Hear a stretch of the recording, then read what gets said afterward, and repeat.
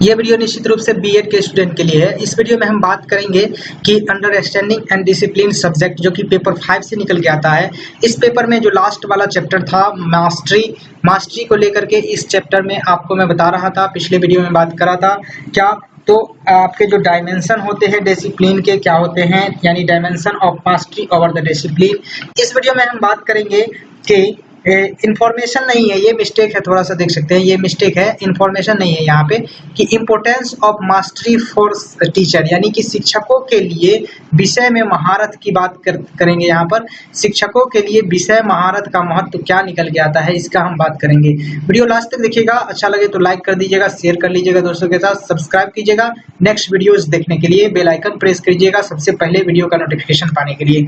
आते हैं, शुरू करते हैं। इसमें देखेंगे तो सबसे पहले इस पॉइंट के जरिए हम समझते हैं शिक्षकों के लिए विषय महारत का महत्व क्या क्या निकल के आता है। तो देख सकते हैं पहला जो निकल के आता है वो है फॉर बेटर कम्युनिकेशन, यानी अच्छे तरीके से संवाद करने के लिए, अच्छे तरीके से इसके शिक्षक और स्टूडेंट में संवाद यानी कम्युनिकेशन करने के लिए हमको महारत हासिल करने होते हैं किसी भी सब्जेक्ट में, जिस सब्जेक्ट का हमें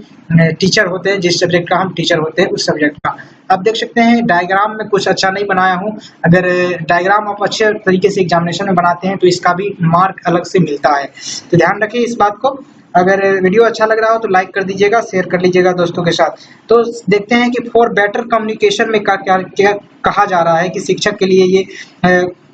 बेटर कम्युनिकेशन किस तरीके से होगा, कम्युनिकेशन के तौर पर मास्टरी हासिल करना किस तरीके से महत्व रखता है शिक्षक के लिए। तो ये बात निकल के आता है फॉर बेटर कम्युनिकेशन से कि उत्तम संप्रेषण के लिए, ये मेन जो होता है कि उत्तम संप्रेषण के लिए हमें क्या होना चाहिए, तो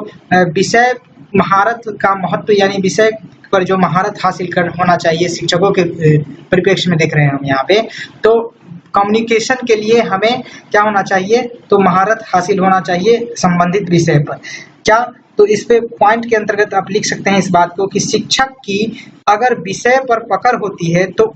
उसका जो है उस विषय पर संप्रेषण अच्छे से होता है, यानी कि जब शिक्षक जो किसी भी विषय पर अगर आपकी अच्छी पकड़ होगी तो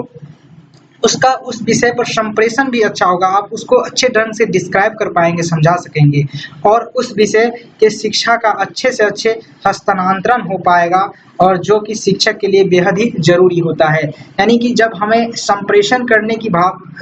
करना नहीं आएगा तब तक हम अपने अंदर जो ज्ञान है उसका हस्तांतरण बच्चे में नहीं कर पाएंगे। तो इसके लिए ये महारत हासिल होनी चाहिए, किसी भी शिक्षक को किसी भी विषय को लेकर के उनमें महारत हासिल होनी चाहिए। यह एक महत्व के रूप में निकल के आता है शिक्षक के लिए विषय महारत हासिल करने को लेकर। यहाँ पर नेक्स्ट पॉइंट के तौर पे निकल के आता है कि फॉर करेक्शन, फॉर कोरिलेशन, माफ कीजिएगा, फॉर कोरिलेशन नेक्स्ट पॉइंट के तौर पे निकल के आता है। यहाँ पर देखेंगे फॉर कोरिलेशन, यानी कि कहें तो सहसंबंध के बारे में, इसके बारे में क्या कहा जाता है इस पॉइंट के अंतर्गत कि विषय में महारत हासिल कर लेने से शिक्षक उससे संबंधित विषयों पर उस विषयों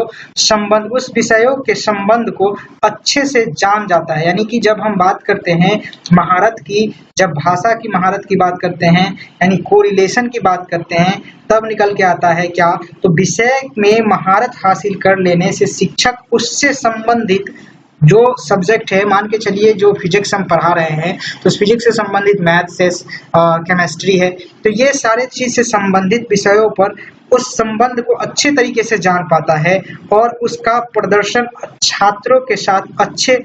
से कर पाता है, उसका जो प्रदर्शन है, उसका जो डिस्क्राइब है, उसका जो व्याख्या है वो अच्छे ढंग से कर पाता है। इसीलिए शिक्षक को क्या चाहिए, तो विषय पर महारत हासिल करनी चाहिए। यह एक पॉइंट निकल के आता है जो कि महत्व के रूप में होता है। नेक्स्ट पॉइंट के तौर पे अगर हम देखें तो निकल के आता है,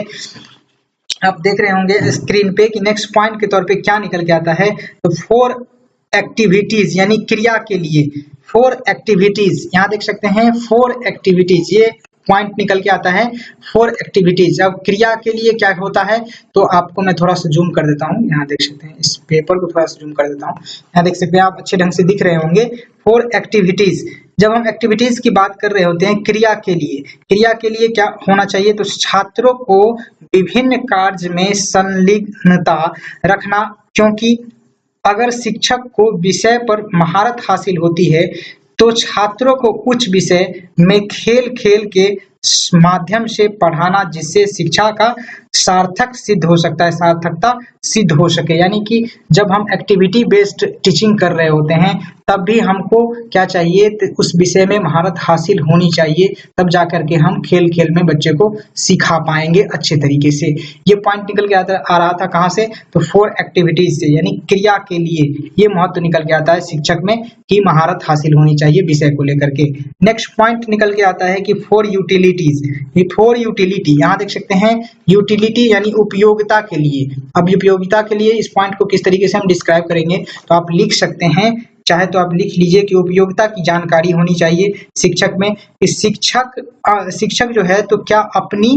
शिक्षक अगर जो है देखें तो शिक्षक अगर विषय में महारत हासिल किए हैं तो उससे उस विषय की उपयोगिता बढ़ जाती है। निश्चित रूप से जब हम किसी भी सब्जेक्ट में महारत हासिल किए होते हैं तो उस सब्जेक्ट की जो यूटिलिटी है, उसकी उपयोगिता है, वो बढ़ जाती है और उससे उस विषय की उपयोगिता इतनी बढ़ जाती है कि वो उदाहरण स्वरूप अगर देखें हम तो निकल के आता है कि अगर कोई शिक्षक मूर्ति कला के शिक्षण का कार्य करते हैं, यानी कि कोई शिक्षक जो है मूर्ति कला सिखा रहा होता है, तो शिक्षण का कार्य करते हैं तो वह क्या होता है, तो वह छात्रों को गहनता से उस विषय की समुचित जानकारी दे पाते हैं और छात्रों को, जिससे कि छात्रों को क्या होता है, तो छात्रों को शिक्षक व छात्रों दोनों का कार्य निसंदेह सफल हो पाता है। यानी जब हम बात करें यूटिलिटी की, तो कोई भी शिक्षक है, कोई शिक्षक है जो मूर्ति सिखा रहा होता है, मूर्तिकार है और मूर्ति की शिक्षा दे रहा होता है, तो जब तक उसे उस मूर्ति कला में महारत हासिल नहीं होगा तब तक वो सारे जो फैक्ट है, सारे जो ट्रिक है, उन सभी चीज़ों को वो अच्छे ढंग से नहीं सिखा पाएगा, उसकी उपयोगिता को सही ढंग से नहीं समझा पाएगा, नहीं जानकारी दे पाएगा। तो ये चीज़ होना बेहद ही जरूरी हो जाता है। ये चीज़ एक महत्व के रूप में निकल के आता है फॉर यूटिलिटी, जो कि विषय में जो महारत हासिल करने के लिए शिक्षक के रूप में जो शिक्षक को होता है वो भी महत्व के रूप में होता है। नेक्स्ट पॉइंट निकल के आता है प्रैक्टिकल वर्क। प्रैक्टिकल वर्क के संबंध में जब समझेंगे कि प्रायोगिक कार्य के रूप में अगर हम देखें तो निकल के आता है, प्रैक्टिकल वर्क के बारे में देखते हैं तो निकल के आता है क्या, तो शिक्षक विषय के माध्यम से, यानी शिक्षक जो विषय में महारत हासिल करने के बाद, शिक्षक जो विषय में महारत हासिल करने के बाद जहाँ जहाँ जरूरी है कि, यानी कि जहाँ जहाँ उसकी जरूरी है कि छात्रों इस कार्य पद्धति द्वारा खुद से ज्यादा सीख पाएंगे, शिक्षक ऐसे तरीके से छात्रों के लिए अपनाते हैं। यानी कि जब हम बात कर रहे होते हैं, जब प्रैक्टिकल वर्क करवाते हैं शिक्षकों के द्वारा, जब प्रैक्टिकल वर्क करवाया जाता है तो निश्चित रूप से शिक्षक में इस तरीके का ज्ञान होता है, इस तरीके के कार्य करवा रहे होते हैं जो कि उसे महारत के द्वारा प्राप्त होता है उस विषय से संबंधित। तो बच्चे जो है प्रैक्टिकल के दौरान अच्छे ढंग से उस सब्जेक्ट को समझ पाते हैं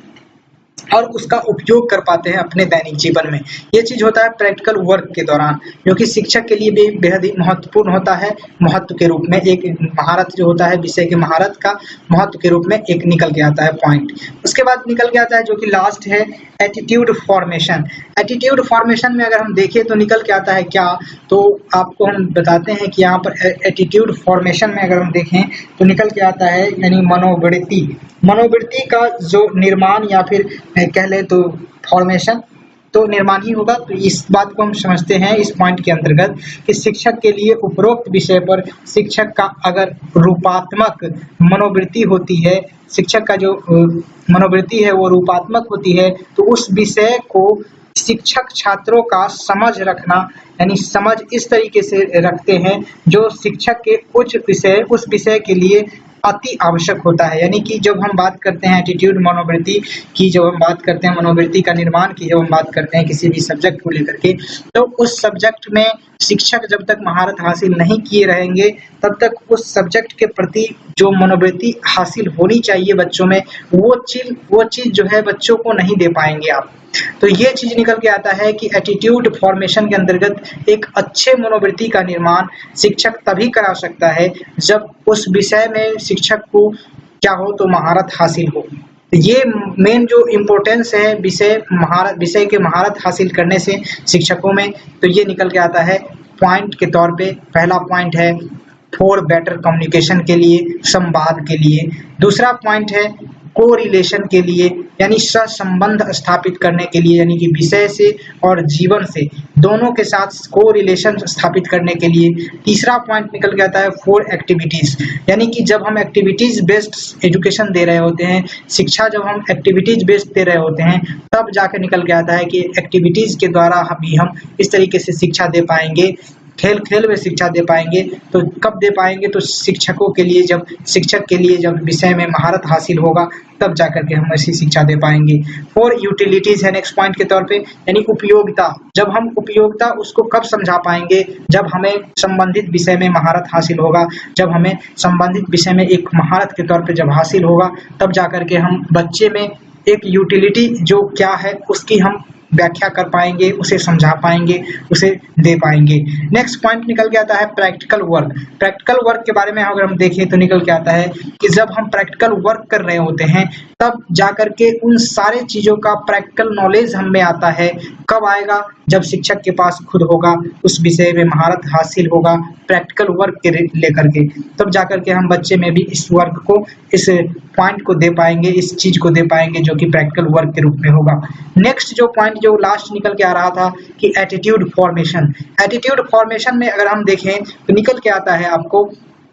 कि जब हम मनोवृत्ति का निर्माण कर रहे होते हैं, मनोवृत्ति का निर्माण हो रहा होता है किसी भी विषय को लेकर के, तब हम बात करते हैं कि शिक्षक को विषय में महारत नहीं होने के कारण उस बच्चे में जो सब्जेक्ट के प्रति क्या मनोवृत्ति होनी चाहिए एक्चुअल में, वो मनोवृत्ति का फॉर्मेशन नहीं हो पाता है, जिसके कारण क्या होता है कि विषय में महारत हासिल नहीं होता है शिक्षक को। अगर विषय में महारत हासिल होगा शिक्षक को, तो वो जो सब्जेक्ट के प्रति जो मनोवृत्ति बच्चे में होनी चाहिए वो निश्चित रूप से स्थापित कर पाएगा। ये सारे पॉइंट निकल के आ रहे थे जो कि शिक्षक के लिए विषय महारत के रूप में, महत्व के रूप में निकल के आ रहा था। इस वीडियो में बस इतना ही। नेक्स्ट वीडियो में मैं बात करूंगा कि स्टूडेंट के लिए जो क्या होता है, importance of mastery for student, ये नेक्स्ट वीडियो में बताऊंगा आपको। अगर आप ये वीडियो देखना चाहते हैं तो सब्सक्राइब कर लीजिए, वीडियो अच्छा लगा हो तो लाइक कर दीजिए, शेयर कर लीजिए दोस्तों के साथ। Thank you for watching this video. जय हिंद, वंदे मातरम।